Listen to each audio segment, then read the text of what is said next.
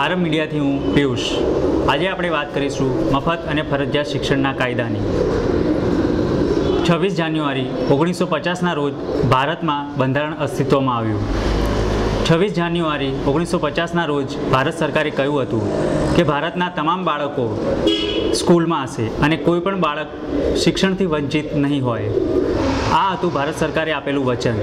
હવે વાત કરીએ ગુજરાતની। 24 નવેમ્બર 1961ના રોજ મફત અને ફરજિયાત શિક્ષણનો કાયદો બન્યો। મફત અને ફરજિયાત શિક્ષણનો કાયદો હોવા છતાં પણ આ 50 વર્ષની અંદર ગુજરાતમાં તેનો અમલ નથી થયો। પરંતુ હવે શિક્ષણ વ્યવસ્થામાં એક મોટો જ બદલાવ આવ્યો છે। ભારત સરકારે શિક્ષણને મૂળભૂત અધિકાર માનીને એક નવો જ કાયદો બનાવ્યો છે। કાયદાનું નામ છે બાળકો માટે મફત અને ફરજિયાત શિક્ષણનો કાયદો 2009। આ કાયદો 2009માં બન્યો છે અને તેનો અમલ 1 એપ્રિલ 2010ના રોજ અમલમાં આવ્યો છે। તો આની વધુ માહિતી આપણે લઈએ આરટી એક્સપર્ટ એટલે કે ગુજરાતમાં એનસીપીસીઆરના પ્રતિનિધિ સુખદેવભાઈ પટેલ પાસેથી। સર, આરટી એક્ટ શું છે? રાઇટ ટુ એજ્યુકેશન એક્ટ એ 2009માં લોકસભાએ પસાર કર્યો। આમ તો એની ભૂમિકા તરીકે આપણે જે જોઈએ તો 2002ની અંદર બંધારણની અંદર 86મો સુધારણા થઈ અને એ સુધારણા થયા પછી એ અંગેનો કાયદો બનવો જોઈએ। એટલે કે આ બાળકોનો મૂળભૂત અધિકાર બંધારણમાં આ સુધારાથી અસ્તિત્વમાં આવ્યો છે અને એ ચરિતાર્થ થાય, એનો અમલ સરખી રીતે થઈ શકે એટલા માટે જે છે તો કાયદો બનાવવો જરૂરી છે અને એ માટે 2009ની અંદર એ કાયદો બનાવવામાં આવ્યો। એટલે એને રાઇટ ટુ એજ્યુકેશન એક્ટ ટૂંકાક્ષરી RTE 2009 તરીકે એની ઓળખ થાય છે। પણ એની સાથે આખા જો એ એક્ટને ગુજરાતીમાં આપણે જો કહીએ તો આ મફત અને ફરજિયાત બાળકોનો અધિકાર અંગેનો કાયદો છે। એટલે આ કાયદાની અંદર જ આ જે બે શબ્દો ખાસ કહેવામાં આવ્યા છે કાયદાના નામની અંદર તે બહુ મહત્ત્વના છે।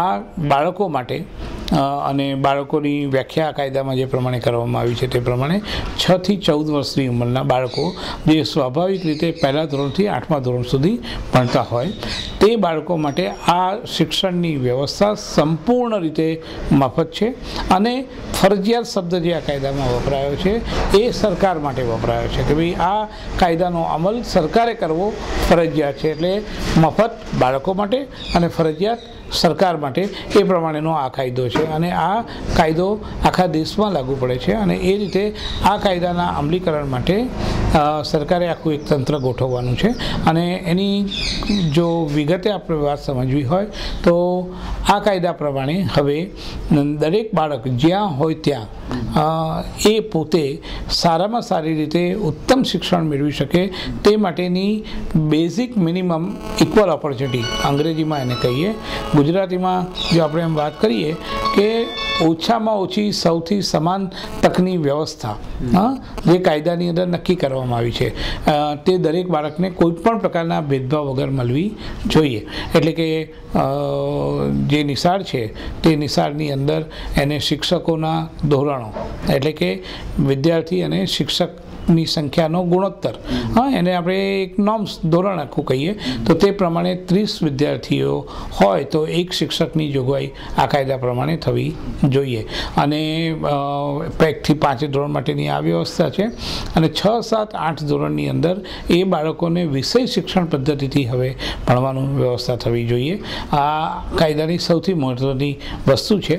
સાથે સાથે આ કાયદાના અમલીકરણ માટે હવે લોકોની ભાગીદારી નક્કી કરવામાં આવી છે અને લોકો અહીંયા આ અર્થમાં આ કાયદાના અર્થમાં એ માતા પિતાને ગણવામાં આવ્યા છે। એટલે કે જે બાળકો સરકારી શાળાઓમાં ભણતા હોય એના માતા પિતા એક સંચાલનની અંદર જવાબદાર ભૂમિકા એમની રહેશે અને એટલા માટે SMC સ્કૂલ મેનેજમેન્ટ કમિટી ગુજરાતીમાં એને આપણે કહીશું શાળા સંચાલન સમિતિ તે બનાવવામાં આવશે અને એ નિશાળમાં ભણતા જે બાળકો છે એની જે વ્યવસ્થાઓ છે તેમાં કોઈ કચાશ ન રહી જાય અને સાથે સાથે એ લોકોને ગુણવત્તાવાળું શિક્ષણ મળે એટલા માટે લોકભાગીદારીને અંગે કરવાનું આખું કામ આ કાયદાથી અસ્તિત્વમાં આવે છે અને એ વ્યવસ્થાઓ આજ સુધી ભારતીય વ્યવસ્થામાં ક્યારેય નહોતી અને એ રીતે એક બહુ ક્રાંતિકારી શરૂઆત રાઇટ ટુ એજ્યુકેશન એક્ટ RTEથી થઈ છે.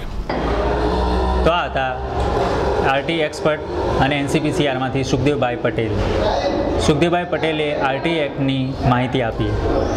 હવે જોઈએ કે સરકારી શાળામાં અભ્યાસ કરતા બાળકોના માતા પિતાને RTE एक्टની કેટલી જાણકારી છે.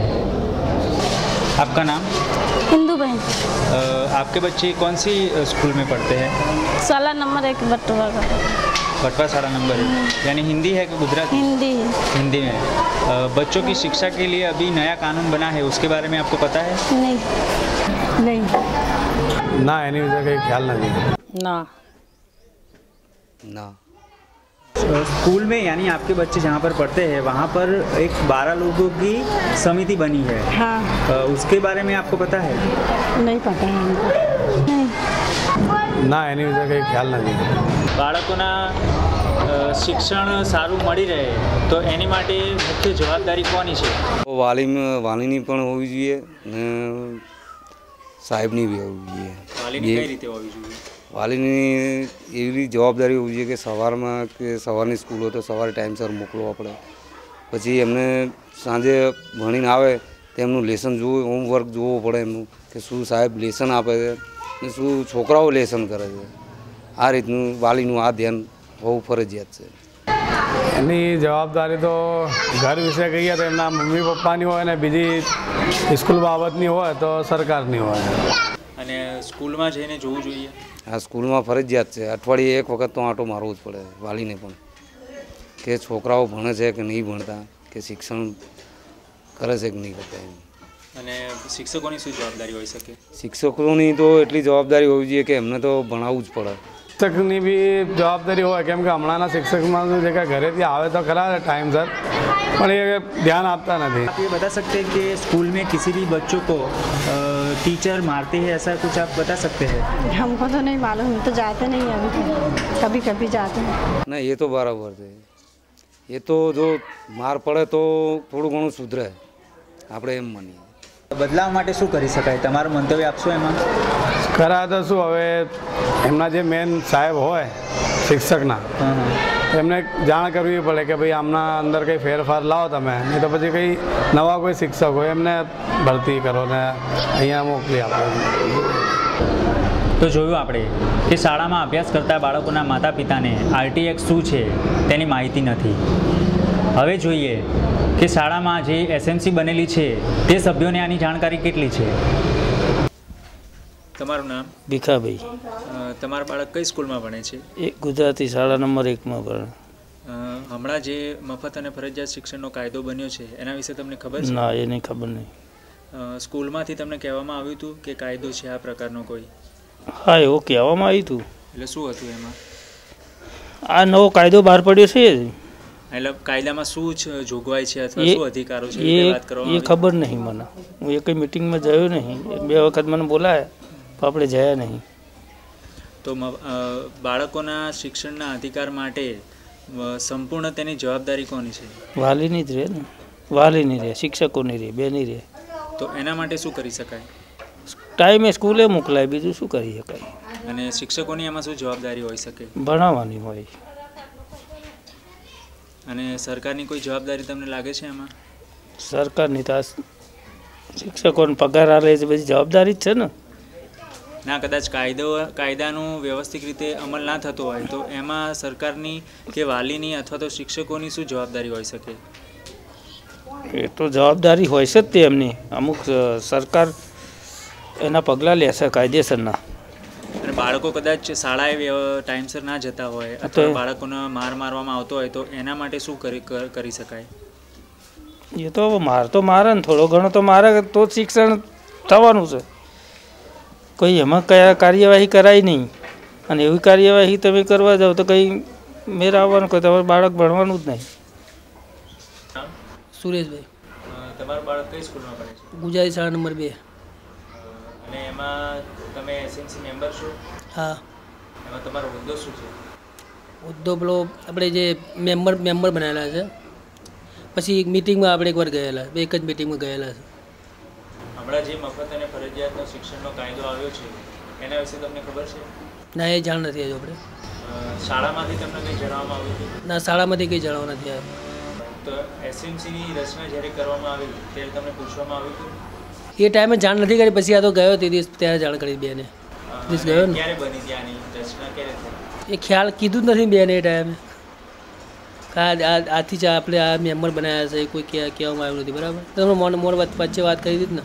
તો તમને જાણ કઈ રીતે થઈ કે તમે મેમ્બર છો? પછી બેને જ વાત કરી કે તમે મેમ્બર બનાવવા લાવ્યા બનાવી લીધા પછી? બનાવી લીધા પછી સ્કૂલે ગયા ત્યારે, સ્કૂલમાં ગયા ત્યારે. બાળકના શિક્ષણ માટેની સંપૂર્ણ જવાબદારી કોની હોઈ શકે? શિક્ષકની. કઈ રીતે? જ્યારે સ્કૂલમાં હોય તો શિક્ષકની હાજરી ત્યાં હોય ને, સંપૂર્ણ જવાબદારી શિક્ષકની જ હોય ને. અને બાળકને શાળામાં કદાચ દંડ કરવામાં આવે એટલે કે માર મારવામાં આવે તો એ યોગ્ય છે કે અયોગ્ય છે? અયોગ્ય છે, અયોગ્ય છે. કેમ? એ જરૂર એને અયોગ્ય એટલે કારણ કે એનું જરૂર પૂરતું કે એને કહેવામાં આવે કે ભાઈ ઠપકો આપવામાં, બાકી માર એટલો જોર એટલું ના મરાય. માતા પિતાની શું જવાબદારી હોય શકે બાળકો બાળકના શિક્ષણને લઈને? માતા પિતાની જવાબદારી ખરી ને, પૂરેપૂરી જવાબદારી માતા પિતાની. એને ભણાવો ગણાવો, વ્યવસ્થિત સ્વસ્થ કરી સ્કૂલમાં મોકલવો, તે પૂરેપૂરી જવાબદારી બાળક શિક્ષકની રહે, વાલીની રહે. શાળામાં જ્યારે મિટિંગ હોય છે ત્યારે તમે જાઓ છો? મિટિંગમાં મિટિંગમાં બોલાવે પણ ગયો નથી એકવાર, કારણ કે ટાઈમ હોતો નહીં. બરાબર, અમુક સમય એવો ટાઈમ હોય ના જવાય, એવું થાય. આરટી એક્ટ મુજબ બાળકો માટેનો જે નવો કાયદો બન્યો છે એની તમને ખબર છે? ના, હજુ કંઈ આપણને કંઈ ખબર પડી નહીં કંઈ નવા કાયદામાં. એ તો મને નથી ખબર. ના, એ ખબર નથી અમને ખબર નહીં. એસએમસી મેમ્બરમાં કેટલા ટકા બહેનો હોય છે? 25-30. અહીં તો 2 હતા.